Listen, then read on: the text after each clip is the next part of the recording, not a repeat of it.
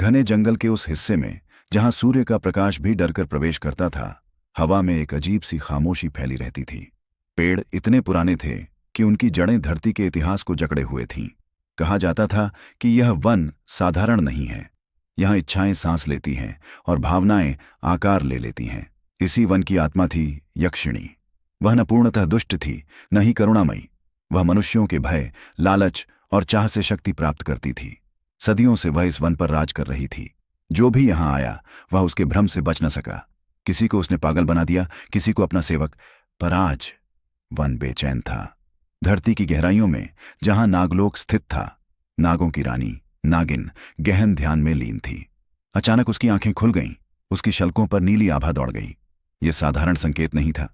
One का संतुलन डगमगा रहा था, और जब वन असंतुलित होता है तो उसका प्रभाव नागलोक तक पहुंचता है। नागिन जानती थी, यदि यक्षिणी की शक्ति अनियंत्रित हुई तो केवल वन ही नहीं, तीनों लोग प्रभावित होंगे। उसी समय जंगल की सीमा पर एक साधारण सा दिखने वाला व्यक्ति प्रवेश करता है। भस्म से लिपटा शरीर, गले में रुद्राक्ष और आंखों में असीम शांति। वह कोई साधारण मनुष्य नहीं था।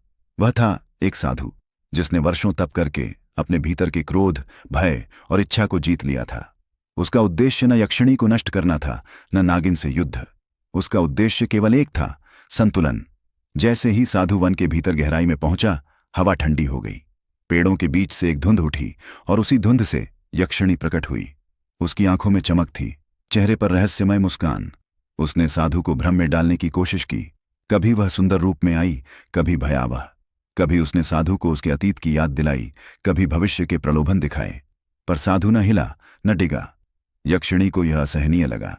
पहली बार कोई मनुष्य उसकी शक्ति के आगे नतमस्तक नहीं हुआ था। उसका अहंकार जाग उठा। जंगल कांपने लगा, पेड़ों की डालियां टूटने लगीं, उसकी शक्ति अंधी होने लगी। उसी क्षण धरती फटती है। धरती के भीतर से नागिन प्रकट होती है, आधी मानव, आधी सर्प। उसकी आंखों में चेतावनी थी। उसने यक्षिणी को बताया कि यह वन केवल उसका नहीं है। हर शक्ति की एक सीमा होती है। पर अब बहुत देर हो चुकी थी। यक्षिणी और नागिन आमने सामने थीं। जादू और विष टकराए। हवा में ऊर्जा की लहरें दौड़ गईं। वन कराह उठा। यह युद्ध केवल दो शक्तियों का नहीं, बल्कि अहंकार और भय का था। तभी साधु ने आंखें खोलीं। उसकी शांति ही उसका सबसे बड़ा शस्त्र थी। उसके चारों ओर स्वर्णिम आभा फैल गई। उसने न मंत्र पढ़ा, न अस्त्र उठाया। उसकी उपस्थिति मात्र से युद्ध थम गया। समय जैसे रुक गया हो। साधु ने दोनों को सत्य दिखाया। यक्षिणी को उसका अहंकार, नागिन को उसका भय। उसने कहा, शक्ति बिना विवेक के विनाश बन जाती है, और भय बिना ज्ञान के अंधकार। अंतिम अनुष्ठान शुरू हुआ। यदि दोनों ने त्याग न सीखा तो उनका अंत निश्चित था। लंबी खामोशी के बाद यक्षिणी ने पहली बार सिर झुकाया। नागिन ने पहली बार निश्चिंत सांस ली। वन शांत हो गया। साधु बिना पीछे देखे आगे बढ़ गया। यक्षिणी अब